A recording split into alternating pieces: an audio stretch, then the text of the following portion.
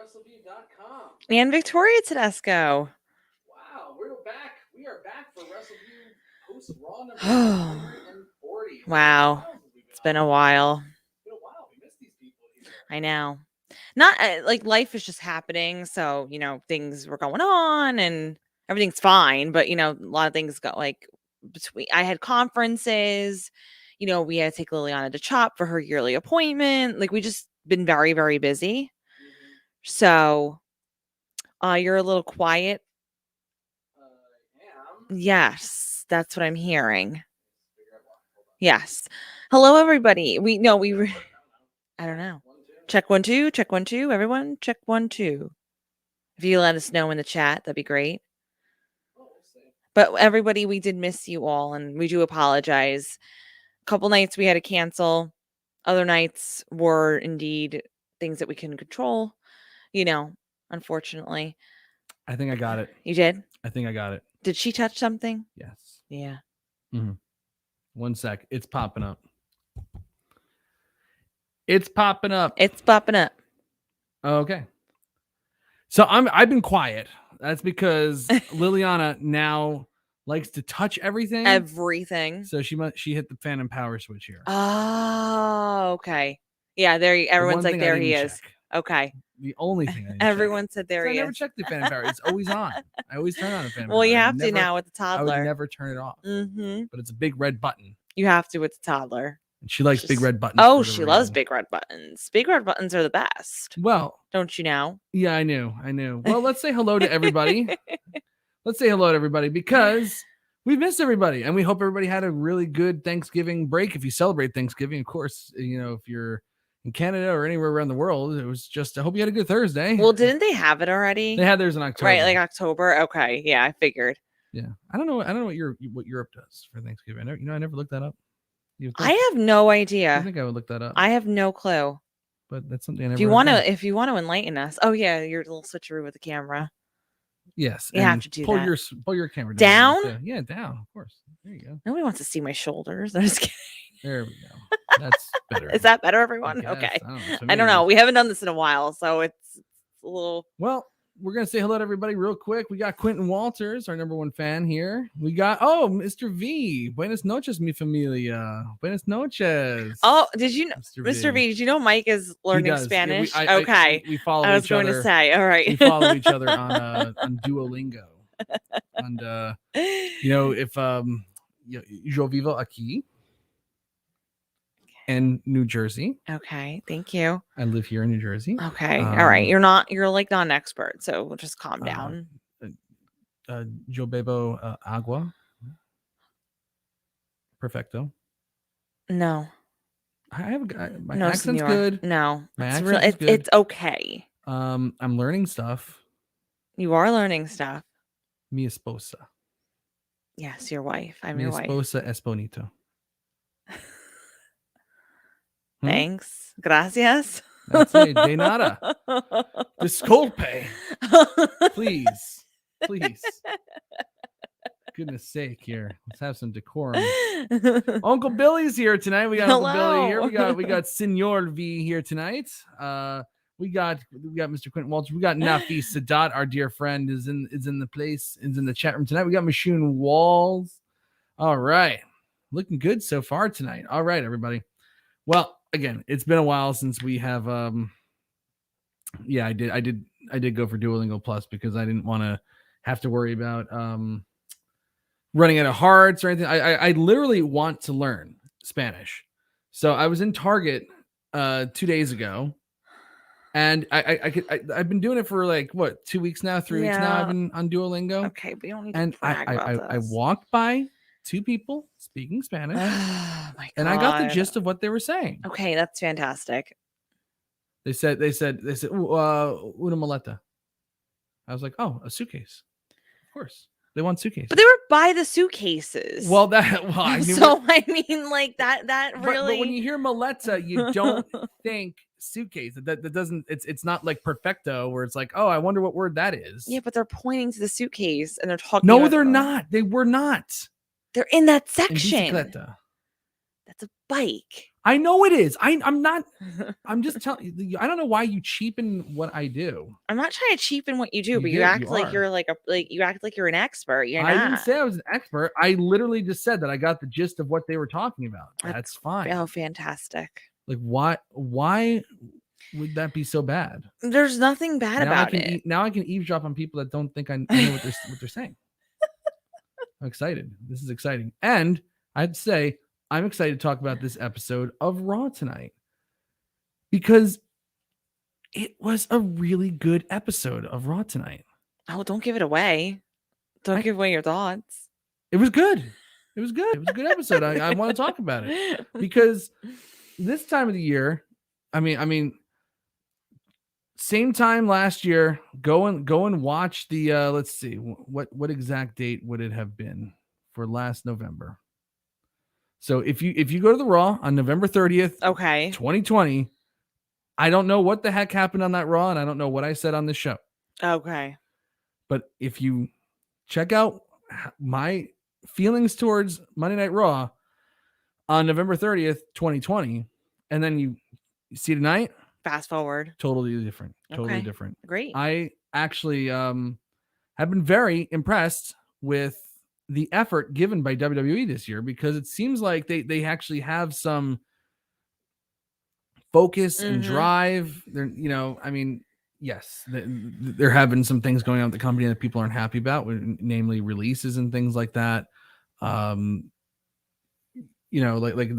mentioned AEW tonight, which got a lot of people buzzing. I can't wait to talk about that one. But with the releases, where you have such, that's been a problem. That was actually a problem of the previous administration, the previous two presidents. Their names escape me right now. But there was like two WWE presidents, and they both left.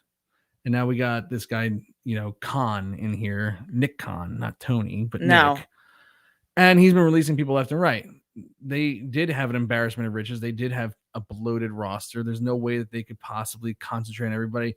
Part of the reason why they're getting rid of these people is because of age, and they want to change everything about wrestling, which is not a good thing overall.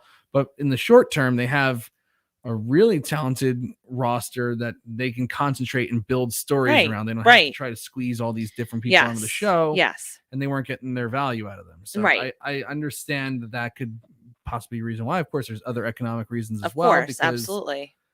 TV contracts are trumping whatever they're making from, from any just live different date. Now. So it feels more focused. It feels like there's actual effort being put in. The stories are not horrible. Raw actually has, really not. I mean, Raw has a good mix of talent now on this show. I mean, some of the releases earlier in the year really decimated Raw, like losing Braun Strowman and a couple of those other guys. It's like, man, there was like nothing going on Raw for like half this year in terms of like the main event scene. And now we have Kevin Owens, we have Seth Rollins, we have Big E, we got Bobby Lashley, we got things going on. Certain individuals too didn't need any type of like revamping or anything like that, but the individuals who are back, some of them had a good reset where they're actually entertaining. And like one person in particular, I find, because you very much were disappointed in them a couple years ago, or even like maybe not a couple years ago, but like last year or whenever really, but like Seth Rollins in particular. I mean, I think especially tonight, he was on fire. Like whatever he's doing right now is really working for him. And I like the dynamic of his character. So for me, there is a good variety and there is like a good mixture of what's happening here. Yeah. Honestly. Yeah, it's working. Right now the elements are working together in their favor. There's a couple things that I obviously am disappointed in, but overall, I can't say this was obviously up there in one of their Raws because it just had good stories. It did. And there was good wrestling too. Well, other than that week, the week heading into Survivor Series where it was just like we're pushing this pointless pay-per-view that everybody knows is pointless. You watched it, you felt like it was pointless. And there's been no ramifications from it since. Yeah. They've completely moved on from Survivor Series, even though it was a week ago. Other than that one Raw where they had to concentrate and try to build this supposedly big pay-per-view. Yeah. They've been telling good stories. Basically from, I thought the WWE draft was just a miserable show to watch. That was. It always is. Especially it's now. Never good. Yeah, It's of never course, good. absolutely. But everything basically from the season premiere at the end of October and on has been really good episodes. Yeah. Oh, you know what? Now that you mention it, like the timeline, I agree with you. Yeah. So if you really think about the timeline of it, yeah, that makes sense. And even like leading up to the season premiere too, like even when they were building up Crown Jewel and stuff like that, there was still some there were some solid Raws in between there. No, you're right. And even like the draft special, if you go back and look at some of our past Raw reviews there, I was talking about Raw's getting better. Yeah. It's getting, and I feel like we're finally at a point where we needed it. It's getting to be, yes, are there points in this show that drag because it's 3 hours long? And that's Absolutely. Just the nature of the time. But things are starting to click now. Yeah. Better stories are being told. And it's becoming for me, it's becoming an easier watch. Yes. And that's easier to recap. I really think that they needed it so desperately. With everything that's going on in the world of wrestling, with competing companies and things like that, they desperately needed it. And I think at this point, it was in this time, they just had to do what they had to do. They really did. Yeah. Daniel Shell is in the chat room tonight, and he says even that tag match tonight with RK Bro, Rude, and Ziggles was fantastic. It really was. Yeah, even those like mid-card titles, have some good stuff behind them. The women's division finally seems like they're on a steady path. There are some good matchups there. They are to happen. Like even Liv Morgan is emerging. They have more people to concentrate on now. I wasn't upset with. There wasn't a single segment tonight where I was like, ugh. That was horrible. Well, we'll talk about the women. I have criticisms of some things from tonight. Yeah, which they're always going to have criticisms. Everything, like nothing was offensively bad. No. And there have been times watching the show, I've been offended at how awful it's been insulting in the past. Insulting to watch. I find that even and we'll talk about it more, especially tonight with the contract signing and things like that. But even somebody like Liv Morgan, you mentioned just briefly before, I don't mind giving people an opportunity and a chance to go out there and put themselves out there.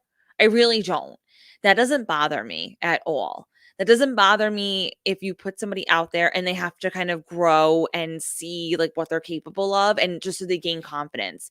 I have no issue with that in terms of like Liv Morgan doing something like that. I think you need that because you're never really truly going to allow somebody. Some people have it naturally and they just kind of have to craft it a little bit. And there's other individuals that they really have to keep doing it over and over again to feel comfortable. It's not painful. Like I didn't watch certain, and again, there's always room for improvement, but I didn't watch like Liv Morgan night and go, oh my God, like I'm like, oh, you know what I mean? I didn't find that, because I have no problem giving people the time to let themselves develop. I don't. Right. There's no issue with that. The issue that I always had in the past was there was no decent storyline. They were just having matches and putting people out there just to do things. And there was just it didn't seem like there was any kind of like goal in mind or consistency. Right. That's always the issue that I had. Yep. But now it feels like we're on a good trajectory and things seem to be kind of aligning the way that they're supposed to right now. And that's why I'm okay with it. So even if there's a part that like drags a little bit, it's really more the nature of the time and the amount that just it being a 3-hour show. There's obviously going to be a lull. There's never really been a show where I'm like, oh, from start to finish where I'm completely engaged. Well, there are some, but they're definitely there. Well, they're there, but I'm talking about like most of the time. Yeah. So I'm okay with this if there's one part of the show where I'm like, I'm not crazy about it. But if I'm getting a good like overall like 90% of there's effort there, fine. Yeah. I'm good. Yep. And this was a high effort show tonight. For sure. Obviously, you know, so the show takes place tonight. They're in the brand new UBS Arena on Long Island, replacing the old Nassau Coliseum, Yeah. which was like, you know, one of like the original WWF stomping grounds. We went there for Evolution. You know, now they have a brand new arena there. The Islanders play there now, and they want to, you know, they based all their operations out of Florida because Florida was so forgiving during COVID, you know, like during lockdown time. But still their home base is still the Northeast. Yeah. You know, New York. They, you know, Barclays Center. It just feels different when a Raw is in like one of those major cities. For me, it's basically like New York, Chicago, and LA are like when there's shows there, it's like I want to watch those shows because I know they're going to be really good. Yeah. I know they're going to be really good. And you know, they want to put out a good I felt like I was watching this and I was just watching, I was like, they're trying really hard because it's Long Island. There was all that news, that buzz around like, oh, AEW is selling tickets, you know, because AEW has a show at the UBS Arena next week. And AEW was outselling WWE. Okay. And, you know, they put Roman Reigns on for a dark match tonight to try to get people in there to, you know, thinking like Roman Reigns could be a draw. And it still didn't really move tickets all that much. And half the arena, even tonight, was still empty. But they were like, screw it. We're going to give them the best possible show that we can give them. And, you know, start off the UBS Arena with professional wrestling, you know, with a bang. And they did that. They did. You know, it's like even kicking off the show. So let's talk about how they kick off the show. Sure. Because I mean, I like storylines that build, you know, from the beginning and culminate basically at the end of the show. And they tease it throughout the night. So we have Seth Rollins coming out and he announces that he is going to be facing Big E for the WWE Championship at day one, which is on January 1st, 2022 in Atlanta, Georgia for the WWE Championship. So that's that. Basically, that was the whole thing. And he says he's going to beat him. Very short. I was like, oh god, we're in for it. I was like 15 minutes Seth Rollins promo to kick off the UBS Arena, really? But it was like 2 seconds. It long. was. I got to tell you, Seth Rollins, like the character is like just so over the top now. It's almost like you can't help but love it. You can't. You know, it's like his voice is annoying, but when he was doing the annoying voice before, like when he was just like kind of just like a generic heel, it used to drive me crazy. Yeah, it irked you. When he was a face, he was great, and I was like, oh, he went back to being a heel, and it's just boring. I felt like he was boring, but he's finally got it going on now. The over the top look must have taken a page out of his wife's book here, you know, Becky Lynch. You know, like I mean, like he comes out in these ridiculous outfits every week, and it's just how do you not enjoy? How are you not entertained by that? Yep. You know, he's so entertaining and believable that people want to attack him for real. You know, like that crazy guy that attacked him last week. I still cannot get over that. I really, really can't. And it's funny, you know, something's good when you're that annoyed and you felt compelled to do whatever. Well, that guy also had some. Oh, I mean, for sure. Or two. But I will say this. When I was speaking about earlier, how certain individuals needed a reset, this is working. And I enjoy this very much because you were very critical of him. You really were. You were very critical of the Seth Rollins character. Oh, when he was doing the Messiah thing. Previously, you did not. Well, I mean, think about what they were doing with him. I know. You know, the Rey Mysterio poking the eye 100%. out thing. It's like that's the last time he was on Raw. It was just like really like I was thinking about picking out my own eyes. Yeah. You know, by the end of his tenure. But this is so good. I love this entire presentation. Oh my gosh. It really is very, very entertaining. Let me see if I'm loving everything about it right now. And I can't get over how my mindset has changed completely. I wasn't as critical as you were with him. I didn't necessarily. Because you're too forgiving. Not too forgiving. I just, you know, there were certain parts of it I'm like, oh, that was fine. And then there was other parts where I'm like, no, that doesn't really make sense. Or it was a little too much, right? But this I mean, It's look, just cool. he's wearing a red shirt, a robe, weird giant sunglasses. I love it. I love it. I mean, yeah, it's just. And Daniel Schell's right. He's obnoxious. Like Yeah. that's Perfect. perfect. That's perfect. I love an obnoxious Seth Rollins. I'm cool with it. Yeah, I can absolutely live with that. So anyway, he had so last week he attacked Finn Balor. This week they actually pay off the match and they had his Seth Rollins versus Finn Balor. Yeah. I mean, this is like a headline match. There you go. You know, I mean, Finn Balor on NXT was a headliner. You know, since he's since he's been brought back to the main roster, he's kind of he at least has a better character. He has a better character, but he's certainly gotten the treatment again. The treatment, yeah. Vince sees him as, you know, only can go so far, but he's allowed to he's allowed to have more of an edge like he had in NXT. And you know, I mean, look, he's never going to recover from the top rope collapsing and then doing nothing with it, and then on top of that, losing the King of the Ring finals. Like he's just been losing since he's come up. You know, loses as the Demon, humps the floor. It's like, it has not been a good run on the main roster for this guy so far. I almost forgot about the humping. I tried to, but I can't. You can't. But tonight he had a great match, and he looked very good against Seth Rollins. I mean, Seth Rollins obviously had to win this match. He literally just announced, "Oh, I'm the number one contender for the WWE title." Yes. He can't lose now. No. But they had an excellent match, and they did. It really, you know, the finish was good. It was creative. I liked that he was going for Bloody Sunday, and Rollins, you know, reached up and thumbed him in the eye, and you know, hits the stomp. Yeah. You know, but it was a great match. It was just fun. It was fun. It was fun to watch. It was fun. And it was a good way to kick off the show. Yeah, and the people were into it. They were. You know, like I always, you're not gonna get every single crowd, especially no, the ones of course like not. sorry, Senora V, but in Pittsburgh, oh my god, it's always dead. It's just always dead in Pittsburgh. So like there's some crowds that no matter how hard you work, you're never gonna get them. No. You know, basically in Pittsburgh, you have to be fully falling off the Hell in a Cell in order to get people into it. You know, but here they were super into it. They liked the result. It was fun. And the right person won. Finn Balor didn't look horrible in defeat. Seth Rollins, you know, his heel persona is amplified by this. It was a great start to the show. Really, really great start to the show. After that, we had this series of running vignettes backstage.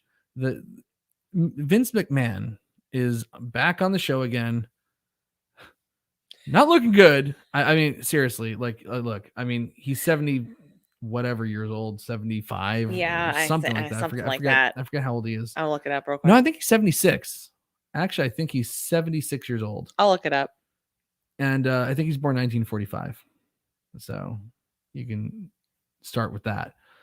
He started on the show last week, you know, on Survivor Series. Oh, I got this giant egg or whatever. And somebody stole my egg and now I want the egg back. 76. He's 76. Yeah, I thought so. Okay. He has Austin Theory. He's for whatever reason, he's taken a shine to Austin Theory and he has him in his office. Vince there's something wrong. There's his voice. Like what happened to Vince's voice? I don't know. It's probably like him just screaming so much. I guess. I mean, yeah. Could you imagine like if you scream like that all the time? Sure. Yeah, it's true. I mean, he started off as I think he did some ring announcing for his father. Like that was one of his first jobs. And then he was a commentator for essentially he was a commentator for 30 years or so. And, you know, he was screaming into the headset all the time. And then constantly. You also can't forget those times when he's on the microphone and, oh, God. That's gotta hurt. Yeah, that's gotta hurt. It probably did wreck his voice. Oh, for sure. It's like when he's on TV and I'm having a recap, it's like I know my hearing's horrible. I know my hearing is terrible. But I'm straining to hear what he's saying because he's mumbling. Well, I think it takes a lot of effort for him to really speak. And for him to execute words. I mean it. Well, it takes a lot of effort for him to book a show. You can honestly, you can really damage your vocal cords. But in the amount of, and just like the reports recently from some, former employees of WWE, and like, think people are just kind of coming out and telling stories like of just him like in the ear, and like he is screaming more than he's talking. I feel like 90% of the time he's actually screaming more than actually speaking to somebody in a normal voice. Absolutely. And it's a persona, like it's a whole thing. Like Vince McMahon's voice is very, very unique and very, well, to him. it sounds like he like swallowed like a whole bunch of gravel before like speak. Well, anyway, he wants Austin Theory to watch the show with him, and he wants people to be surprised and not to expect, and when they're expecting the unexpected, he rolls out some kind of logic, and Theory's like, yeah. And like like how they have that thing where people can't like watch TV like this, they have to like watch it from the side. Yeah. Like he kept like yelling at Austin Theory for not like looking at him, so I thought that was kind of funny. Yeah, it was funny. And then he also told him that if he ever steals his egg again, he will kill him. So kill used to be like one of those things that was just like they would never say that on the show, never, because it's like it's wrestling, don't say what you can't pay off, right? Well, now they want to kill. Now, Goldberg wanted to kill Lashley. Vince is going to kill Austin Theory. There's been murders that took place a while ago. So yeah, that's true. That's true. The guy set on fire. Well, he's gone now. Yeah. For good. Raw Women's Championship contract signing. This is Becky Lynch signing a contract against Liv Morgan to face each other next week in Memphis. And Mr. Andrew Elder will be there, and hopefully we can get Andrew to call into the show next week. Yes, and that'd be great. His experiences there, which would be great. What were your thoughts in this segment? I, kind of touched upon it before with Liv Morgan. I thought Becky Lynch was great. I really did. I didn't mind Liv Morgan in it. I think even though she was, she seemed to be nervous, I did feel, I am very happy though that they're giving somebody a chance. Just let them do their thing and see what happens. If you give it some time and it doesn't work out, and fine, it is what it is, right? But if someone's got to just be given the time, given the exposure, have consistency, and let them do what they got to do. It will get better, I'm sure. People get nervous.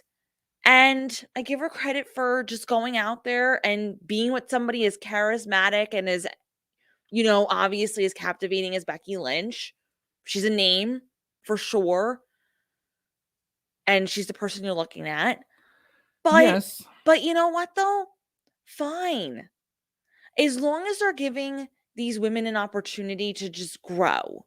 Don't get somebody out there like, okay, she got nervous one time and like, don't put her out there again. I don't feel like it was painful. I feel like I read some comments and they're like, oh, it's painful. This is whatever. She was really nervous. She's really this. And it's like, but you know what though? If we're going to kind of like get the women's division to be better, you have to give people the opportunity to just go out there and try it. If there's a certain amount of time that it's not working, then okay, yeah, fine, readjust and whatever. Am I saying she's going to be the greatest speaker in the world? No, probably not. But she tried. No, I mean, it wasn't awful. I have no issue. I mean, there are people being overly critical of her. I felt we're not talking about those people. No, we're giving our well, opinions, the only reason why I'm saying that I'm referencing to it is because you have to let people just do their thing. You have to. They're only going to grow. There's no way that you could possibly learn if you don't just start doing it. Just do it. For me, it was just like I thought she actually delivered things well. Yeah, she definitely looked nervous. She was a little shaky. Her voice sounded a little shaky. She was trying to be, she was trying to sound tough, and it came off as like super, just not really convincing. But really, what drove it for me was just like the script that she was given. Of course, some like some idiot that again took playwriting 101 and got a D- in the class, which we always talk about, is writing this dialogue, and they're like, oh, what would be like a good thing for her to emphasize what she's saying? Oh, I got it. Ha! Yeah. No one actually, unless like you're in a Shakespeare play or something like something from like 300 years ago where you're saying a dialogue and like, ha, fiddlesticks. It's like, no one talks like that. No, I know. And as soon as you start as soon as they get those like cutesy little things in there where it just sounds like it loses all of its authenticity and it takes me right out of it. I know. It's like the script that she was given. I mean, there was some good stuff in it, and then there was some really bad stuff in it that I just didn't like. I also I found it kind of creepy that like twice this happened. Twice. So Becky Lynch mentions that Liv Morgan isn't an effective leader, and all of her friends are gone because they were fired. Yeah. Or in the case of Sarah Logan was definitely fired. And then later on with Edge and The Miz, Edge made mention to John Morrison being released. Mm-hmm. It's like, I thought that was kind of just gross to like use, people that legitimately lost their jobs as part of like a scripted promo to emphasize something. Yeah. That part kind of bugged me. Yeah. Too. No, absolutely. But for the most part, I like what I'm seeing from Liv Morgan. I like that she's getting a shot. Just give her a chance. Yeah. I like that Brett says it best right here. She has real potential. Mm-hmm. But now I am concerned anyone who has been ignored that has gotten an opportunity hasn't kept a job long after. I hope I am wrong. Well, yeah, hope so. We'll see what happens. She at least has a title match confirmed for next week. And by the way, WWE has been a lot better about promoting things and following through on them now. Yeah. So they promoted a couple things for tonight's show, and all of them happened. So I was pretty happy with that as well. Andrew K. Welcome to the show. The promos relating to the releases were in bad taste. Mm-hmm. Yeah, I felt the same way. Mm-hmm. I felt the same way. Mm-hmm. But overall, I mean, this was an effective, contract signing. I'm looking forward to the match next week, and they also set up a 10-woman tag for later in the show. Instead of giving us a whole bunch of just waste of time, filler one segment, one and done things, we got a 10-woman tag that went about 20 minutes and wasn't horrible. No, so not at all. Everything played into the show tonight and played into it well, I thought. So good contract signing overall. We got the Raw Tag Team Championship on the line. RK Bro versus the Dirty Dogs of Dolph Ziggler and Robert Roode. RK Bro gets the pretty easy victory there. I think this is actually Randy Orton's record-breaking Raw match.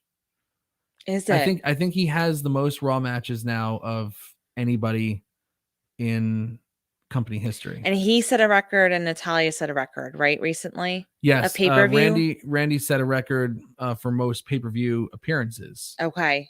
And I don't know what Natalya did. I don't pay attention to her. I have no clue. But they both set a record the past pay-per-view. So, and then now you're saying Randy Orton also set a record tonight?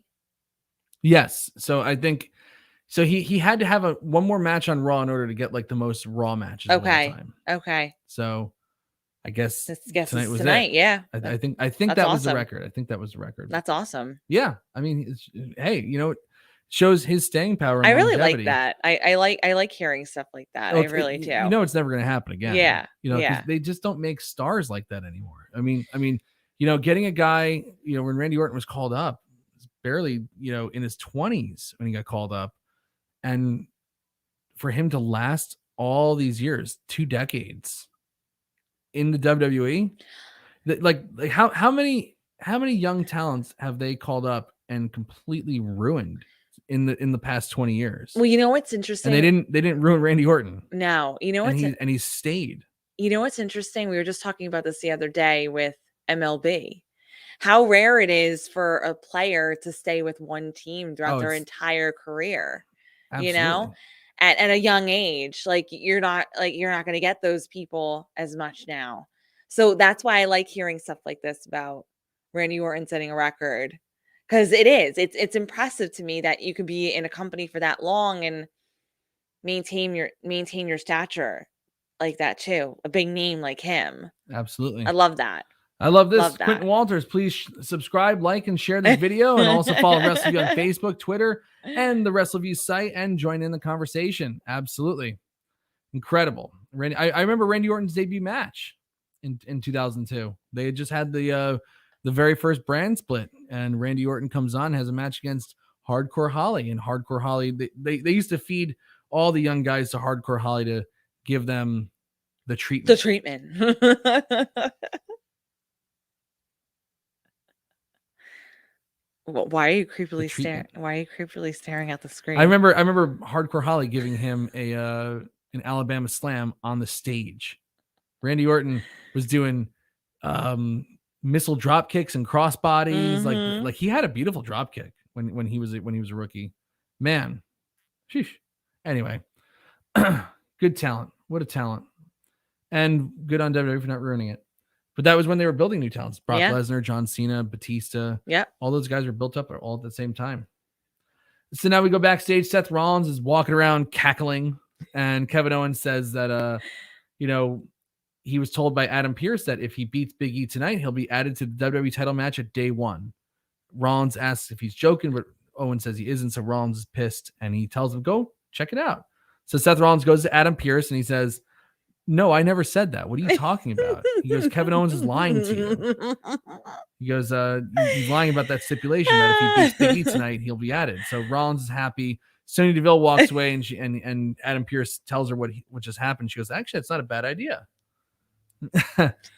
Now we have Edge come out to the ring. Big pop for Edge. It was. Big pop. He's only been gone for a month, but he's back.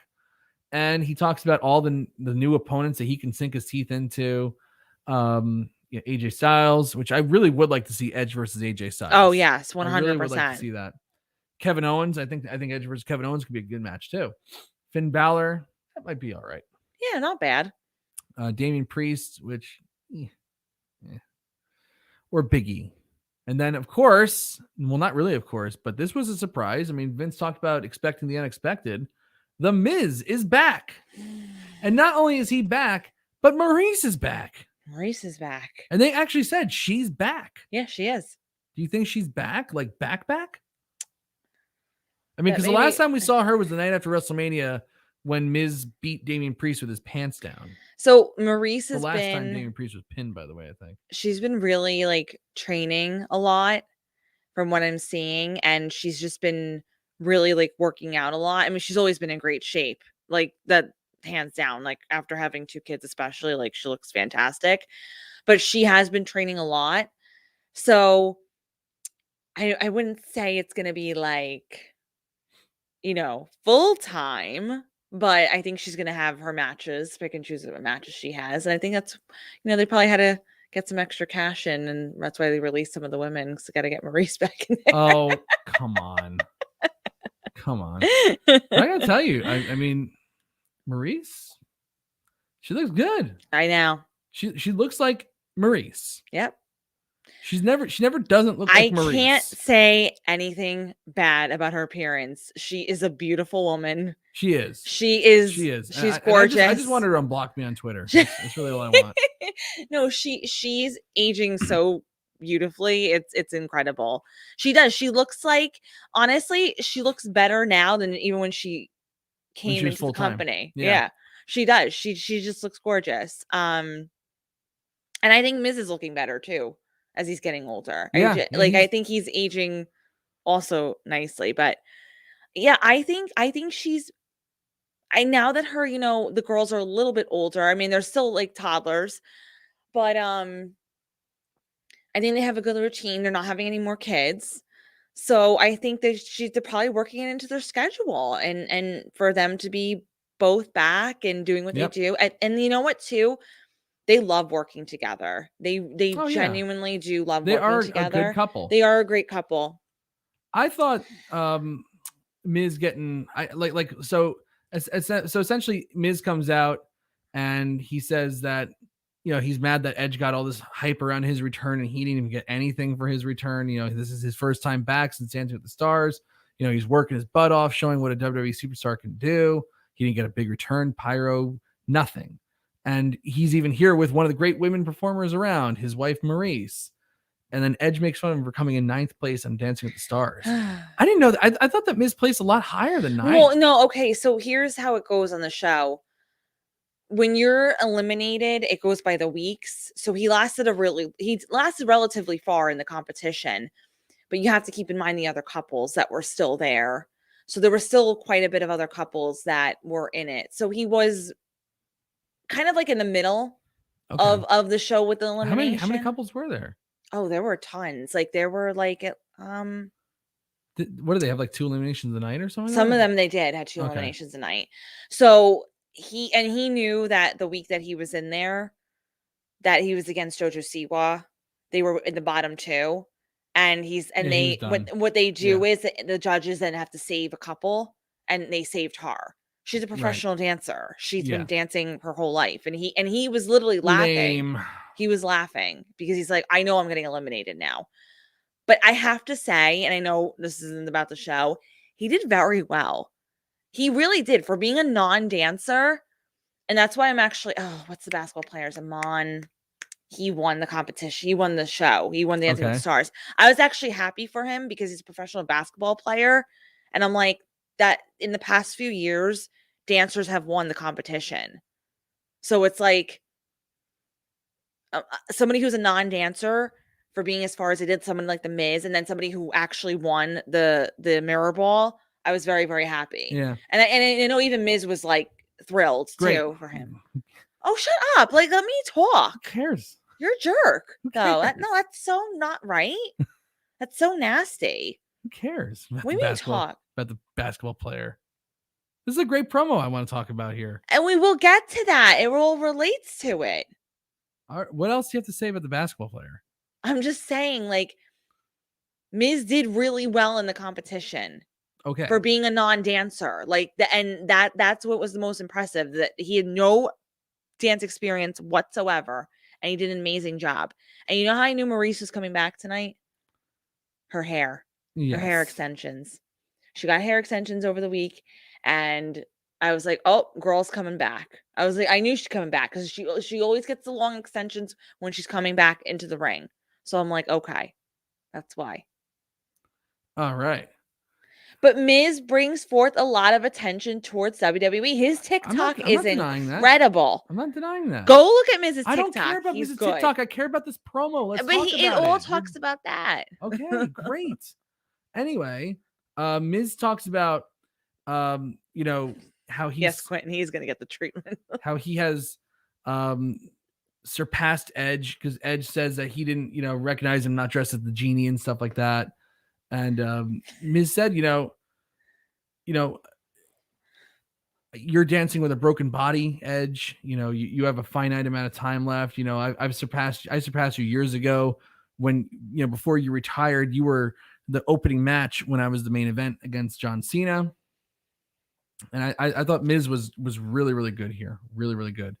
But Edge it's just like, this was such a great promo exchange between the two of them. It's like, they were great. I cannot wait for this match. They were great. Like, after watching this promo exchange, I was like, I cannot wait for this match. They were so good. I can't wait for the Miz and Maurice versus Edge and Beth Phoenix too. That's going to be excellent too. It was absolutely zero hint that they were going to do that. Zero tease. but I'm just putting it out there in the universe because I want that to happen. Well, I think that could be. It's not unlikely because, well, first of all, Maurice is very friendly with Beth Phoenix, and kind of this exchange leads you to believe, because Maurice was in her in-ring gear. She was dressed to, like, so it's not impossible. And I really think that she has been I think she's been training. And I just found their interaction just to be great because it was a natural back and forth between them. Mm-hmm. And they're using elements of like Dancing with the Stars, and he's going back at Edge. But Edge also too, then another part I know you're going to mention, throwing that shade towards AEW and CM Punk. Yes. And that was great. Well, that was the big controversy from tonight. So, you know what? Well, I want to say what it is first. Yes. So Edge, talks about how, my window of opportunity is getting smaller. Edge talked about, like, he really did make it sound like, I'm not here for a long time. But I'm here for a good time. Mm-hmm. It's like he's still almost 50 years old. He had neck fusion. It's, he's not well physically, and he at least sold that he was like, coming to this like an end to his career where it ends on his terms and things like that. But he says, I scratched and clawed for everything I have. You know nothing about respect, but you could have it, and you could have had it, and you still could. Instead, you bitch and moan about everything, about not having this and that. You always need a pat on the back. And he says, well, I'll give you a pat on the back. And he sincerely means what he's about to say. He says, you made it into this ring right now across from me after coming from Tough Enough. You went from writing notes on your hands to main eventing against John Cena with The Rock as the enforcer, and you beat him.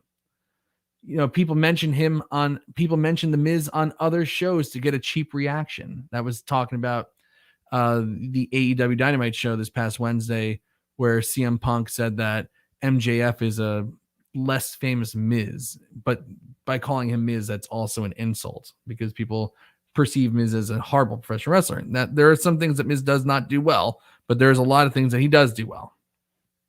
Namely, he gets what it means to be, a superstar, and he carries himself that way.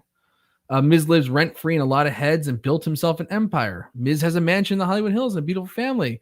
He made it further than anyone ever thought, except for Miz. He always believed it, and he made it happen. The big difference between them is that Edge fought with every fiber of his being to get a small window back, while Miz uses this for notoriety for his next show, while leaving his partner high and dry to get fired. Miz expects respect. Edge earns it. This was just incredible. It was just there was so much fire behind it. It was so strong. I just cannot wait to see this match. And, yes, there are, comparisons, because it was set up, it was blocked very similarly to CM Punk and MJF last week on Dynamite, and even ending with, MJF rolling out of the ring after challenging CM Punk to a fight, Miz, basically getting Edge all riled up and then rolling out of the ring and saying he's not going to fight him. But if this was a response to that segment, they could have just, they gave us some excellent content. They did an incredible job with it, and it made me want to see a match that I never thought that I'd be excited about seeing in Edge versus The Miz. I would never, like when Edge came back, I never would have put Edge and The Miz together. And The Miz together. Because The Miz really hasn't been doing much of anything for a while. And now, yes, he was the WWE champion earlier this year. For like 2 seconds, yeah. It was a joke. It was a joke, that reign. And he's been a joke for like the last year and a half, not like he just wasn't serious. But now it's like he did Dancing with the Stars. He got some of that mainstream clout. They're going to utilize him in a bigger way. I don't want anybody to lose their job. I wanted them to break up Miz and John Morrison. I didn't want John Morrison to lose his job, but Miz needed to get away from John Morrison. He did. If he's ever going to be taken seriously again. Yeah. Because the two of them were just goofy as hell, not doing much of anything. Just living in the past of what was. Okay, so I'll let you go. Honestly, you summed it up perfectly in terms of that exchange and kind of like what it means for this company now. But I don't think people really genuinely understand just how, not only like they put it eloquently though, like even though there was like shade thrown and it was a response, I definitely believe it was a response to AEW and what was said the other night. But it's throwing in, it's just reminding people, again, obviously, of Edge. Edge is his establishment in this company and like what he's been through and what he's had to kind of like go through in his life. That's incredible. It's remarkable. I think this is important for them to remind like their fans in WWE and also people who are AEW fans, like with The Miz, he's a valuable person in WWE. And he has exceeded expectations of many individuals who hated him. Many individuals who thought that he's not going to amount to anything. But The Miz has accomplished so much. And CM Punk throwing that like shade remark towards him still just shows how much of a bitter individual he is. It really does. No, Oh, it really boy. does. Because I've said this before. Like He really does hate the Miz. he really does. And that's like, I understand what WWE to him. I get it. Like, I really, really do get it. But at the same time, though, it's like the Miz has accomplished so much. Don't take that away from him. He. This is a response, and I think that WWE is showing like we're standing behind this guy because he's accomplished a lot, and He's Mr. Reliable. you cannot take any of that away from him. He's reliable. But not only is he reliable, He does everything they ask him to do. above and beyond. Yes. And then some. Like literally is so devoted. Like I said, he knows, so loyal. He knows how to carry himself like a superstar. He does great promotional work for them. You know, he whenever you put him in a spot, he does exactly what you want him to do. You want Bad Bunny to have a good match, you put the Miz in there. John Morrison was a big help there too, but Miz played a big part in making Bad Bunny look really good at WrestleMania. I think they value him more than they kind of let on. But I think they look at him, and I think they look at him as a guy that we could put him in any spot and he's going to be successful. And they know that's important. I think this is what you could plug the Miz into any spot on the show, and he'll do well. When you think of an entertainer, you think of the Miz.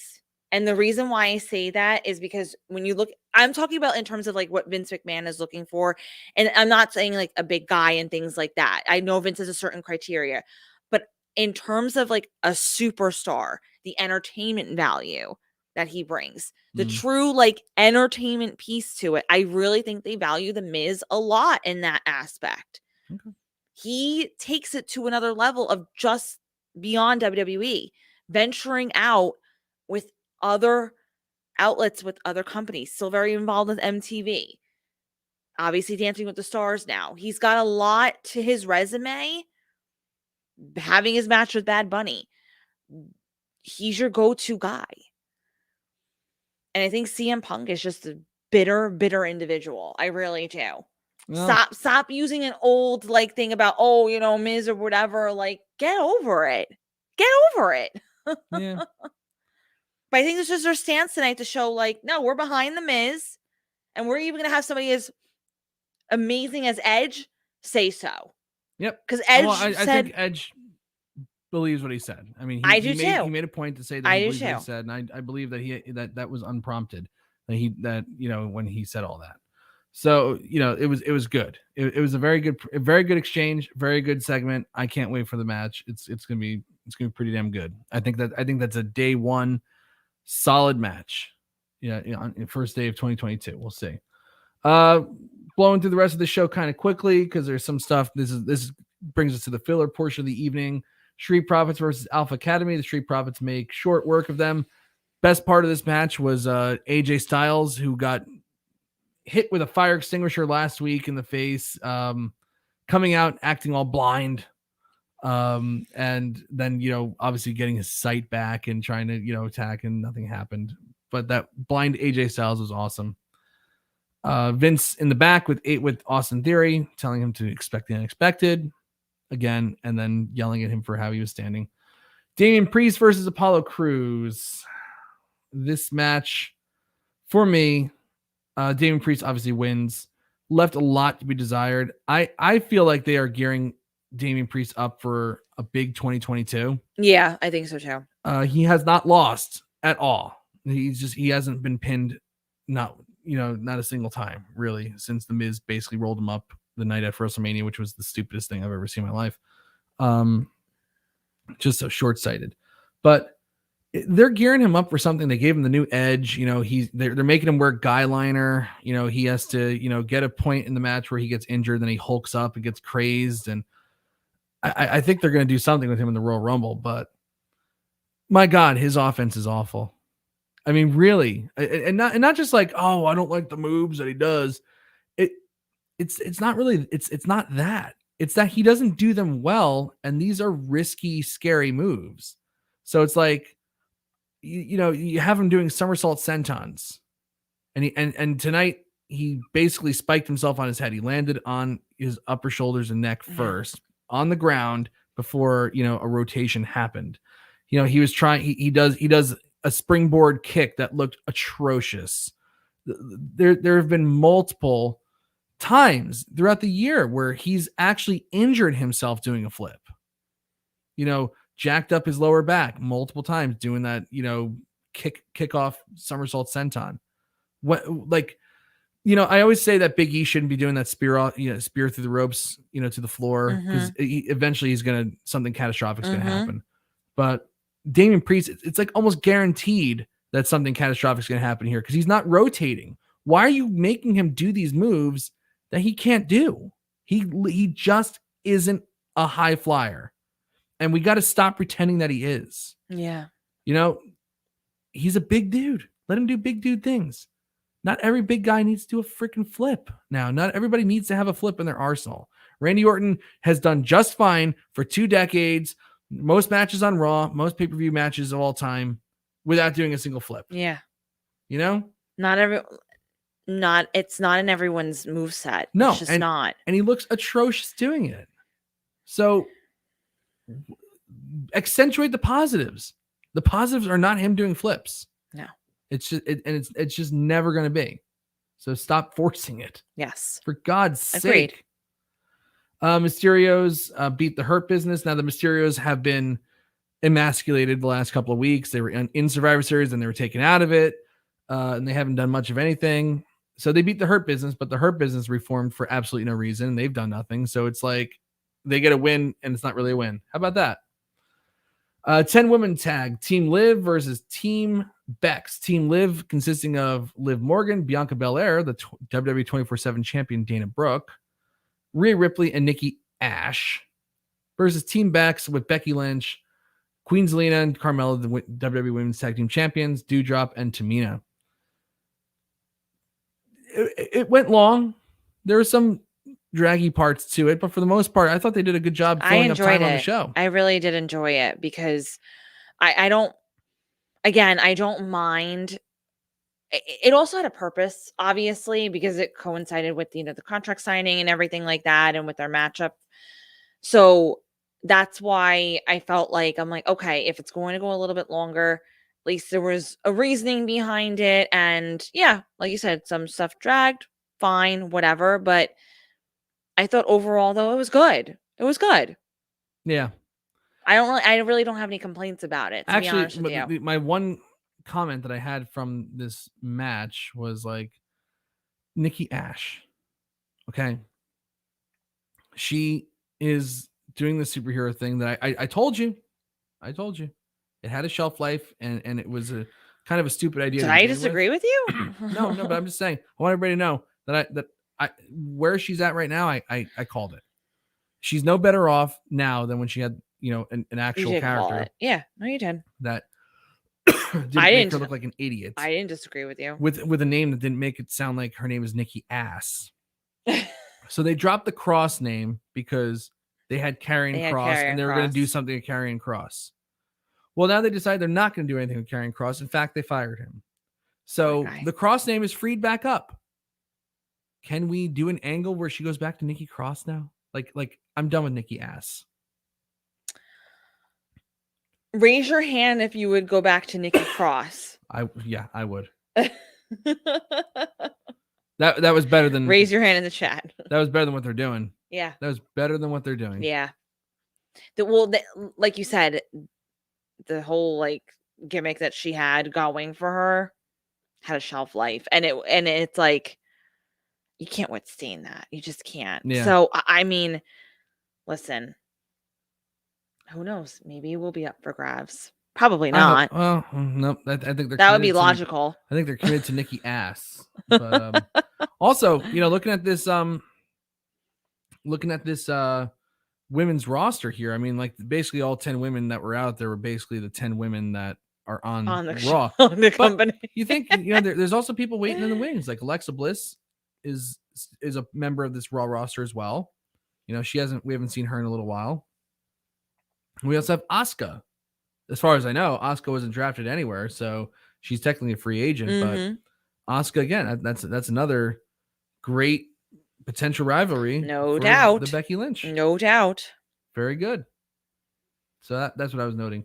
Finally, culminate all of these weird segments with Vince McMahon and Austin Theory tonight, where Vince is just like telling him to expect the unexpected. I don't know where they're going with Vince right now, but whatever they do, I hope that the audio engineer can boost his volume. For God's So you're not sake. like this when you're recapping? I know. Well, anyway, McMahon winds up slapping Austin Theory in the face at the end of it and saying, "Hey, you have a lot to learn about expecting the unexpected." So, Kevin Owens versus Big E. This was a good match. Mm-hmm. The finish. I mean, we got finishes all night. Every single match had a finish. There was no DQs, no countouts, nothing. It was just all finishes tonight. This match ended in DQ, and the reaction from the crowd was not very favorable. In fact, they were just dead. No. But I like this was like more of a storytelling that plays well to the viewer at home and probably not the person in the arena. That, you know what? That's actually a very good point. I agree with you. It kind of reminded me of like SummerSlam 2015 when we were there with Lesnar and the Undertaker. Yes. No, you're right. Where it was just like, what the hell was that finish? Mm-hmm. You know, where like Undertaker, you know, taps him out or whatever from Hell's Gate. But right. Like, we didn't see what was going on there, you know, where Undertaker initially tapped out to Lesnar. Right. And then they did that thing that the referee didn't see it or whatever. It didn't play well live. But when you saw it back later on, you're like, oh, actually, that was actually a pretty good finish. You just didn't know it. You didn't know when you were there. That's a very, very good point with this. So the whole night, Kevin Owens essentially, you know, got himself into the stipulation, you know, by first lying about it. Then Seth Rollins going to the authority and they said, no, I didn't say that, but that's not a bad idea. And then they actually make it happen. Yes. So now Kevin Owens, if he beats Big E, he gets into the day one WWE title match. Yep. And throughout the match, Seth Rollins came out to commentary to watch. He's rooting on Big E. Kevin Owens slaps him in the face, and Seth Rollins wants to attack him, but he doesn't because he knows if he attacks him, that Kevin Owens will win by DQ. Yep.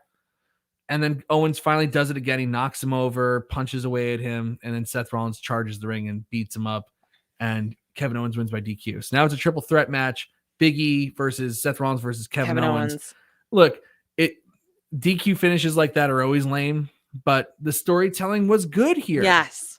And the people just don't know it yet. No, they you know, right. You have to like back. when they get home and they watch Raw to try to then see you're if like, they can see themselves in the crowd. Okay. You're like, you know what? That makes sense. That was not a bad angle. I had no issue with that angle whatsoever. Yeah, same Billy. No idea what was happening in 2015. No clue. Yeah, no, it's true. That's a perfect way to describe it. You have to kind of see it from our perspective in order to get the full sense of what's really going on. But I'm looking forward to this. I think it's a good triple threat is going to be. I think it's gonna be good. Yeah, I actually, you know, am I excited about recapping a show on New Year's Day? Not really, but I'm kind of not upset about watching this either. Yeah, you're also like, oh, you know, this can work. Yeah, I think it's gonna be a good show. It sounds like it is. Yeah, so maybe it will be. Maybe we shall see. Well, anyway, that's the Raw recap. That's everything that happened on Raw tonight. And we're making good time here, a little over an hour. So let's start saying what we think of the show. I mean, there's really no big news to talk about this week. And anything that we already spoke about the big news of Edge throwing shade towards. There you go. That is probably the biggest. That was the biggest thing that's happened in a while. Honestly, like for me, I mean, 2 thumbs up. There's really not a whole lot of the show where I'm like, oh, like whatever. And again, certain parts were like, okay, whatever, it's fine, it's there. But I didn't like hate it. It wasn't like, oh my God, like let this be over. So I just thought it was a good show. And if they just keep this path, I'll be fine. I'll be a happy camper. Brett Farmer says, I think a lot of people are like me and want to see the WWE string more than a few good shows in a row. Yeah, you know, like I'm that way, but like I'm so used to seeing like one good show and then like a month of bad shows or a month and a half of bad shows, and then we finally get like another good show, and then it goes back to like a month or so of bad stuff. Since October, other than like the draft special and other than like the Survivor Series show, Raw has been good essentially for the last 2 months. It hasn't been a typical 2 fall. weeks. That's a positive change. That's a definite positive change. They're getting better with stringing more shows together in a row. It's never going to be what we want it to be, you know. And you know, we're not going to have shows like this all the time, of course, but if they can give us something with a good effort, you know, that's essentially like I'll celebrate that, because like I've been watching this show in all its mediocrity for so long that it used to be when they would have just a single good show, I would lose my mind. But now it's like I can kind of feel like I'm getting spoiled here a little bit now. Yeah. That the shows have all been pretty good. I'd like to see it continue. I don't think it's a typical fall. I want to see this become the norm rather than just like, oh, they're on a hot streak right now. I This don't should be the norm. this I like the fact that this is not a typical fall. Usually around the fall, you're like, That's what I said at the beginning. you want to of the show. gouge your eyes out. You Yep. want to like, you're like, oh my God, like why do they keep phoning it in and you know whatever. You think about it in 2018. You know, like this is around the time that we would have gotten Dean Ambrose getting the horse tranquilizer in his ass. Well, here's the thing. I think that they have literally no choice but to put more effort in and to make it like this. Although I think Dean Ambrose getting the shot of the horse tranquilizer in his ass like probably immunized him from COVID. I think, you know. Like, wasn't You're that like right. a thing? Oh, Horse yeah, medicine, right? absolutely. So I think that was actually Dean Ambrose knew about COVID way before everybody else. He had a whole That's amazing. premonition. That's Good for him. It's good for him. Good for him. Good John Moxley. No, but like honestly, I think they had no choice but to do things the way that they're doing right now. They really did. They could not allow these other companies to. It's not even that. Doing. USA Network was not happy with the effort being put out. You know, like really, like that was a thing when Fox got the Hell in a Cell match. They had to find a way to get a Hell in a Cell match on Raw.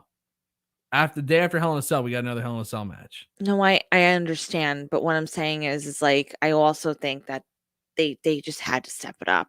Regardless, yes, for sure, definitely USA Network, not happy campers with them, but I think that there are so many factors where they had no choice. Right. They had no choice. Daniel, that's because he already got his vaccinations at that veterinary clinic. In that segment, we saw him get all of his vaccinations. How is he doing, by the way? Is he still in his treatment center? I don't know. I hope he's all right. Yeah, me too. I wish him well. Good for him though, for being brave enough to say that he needed help. Well, you know what? And I think, with him having a baby, I'm very, very proud of him for being brave enough to do what he needs to do for his family. Indeed. All right, everybody. What do you think? Thumbs up, thumbs down? What say you for this show, Victoria? What do you think of the show? I gave my thumbs up. You gave your thumbs up already? I give it a thumbs up. Looks like people in the chat room have already beat me to it. Machine Walls gave it 2 thumbs up. Quentin Walsh gave it 2 thumbs up. And Post-Raw, always fantastic. We got 1, 2, 3, 4, 5 stars. Of course. Let's take a look at the Twitter poll here. Oh my goodness. Oh wow. 80, that's great. Or 79% thumbs up for now. I think it's gonna go up too. I think it could. I think it's gonna be it was a good show tonight. Like really. Like like the stuff that I was taking on was like kind of nitpicky things, from like the WWE scripting stuff. For sure. All that junk. But for the most part, this was an excellent show. So I'm pretty happy with that. And I'm happy to be back talking with all these nice people. Victoria. Me too. It's nice to be back. I feel like I'm home again. Yes, indeed. We'll be back next week for Post-Raw number 141. Hopefully we'll have Mr. Andrew Elder on the show to provide us with a live recap of what he watched in Memphis. They're in Memphis next week. December 6th. Not 26th. Yeah, I was going to say, it's not going to be after Christmas. We don't want that. And hopefully Andrew will be leaving there with the same great feeling that we're closing off the show tonight. A good show. Yes. He's got the women's title match next week. Becky Lynch versus Liv Morgan. They are definitely putting some stuff into that. Mm-hmm. Thank you, Quentin. Thank you so much. Daniel, thanks a lot. Brett, thanks for being involved in the conversation tonight. We appreciate everybody. Billy Hefner, our Uncle Billy. Machine Walls. Thanks to everybody for joining us. I don't want to leave anybody out. I shouldn't say the names at the end because I'm definitely gonna forget something. Yeah, no, we love you all. We love you all. And we'll be back next week. I'm Mike Tedesco. I'm Victoria Tedesco. Have a good one, everybody. We'll see you later. Bye, everyone. Have a good week.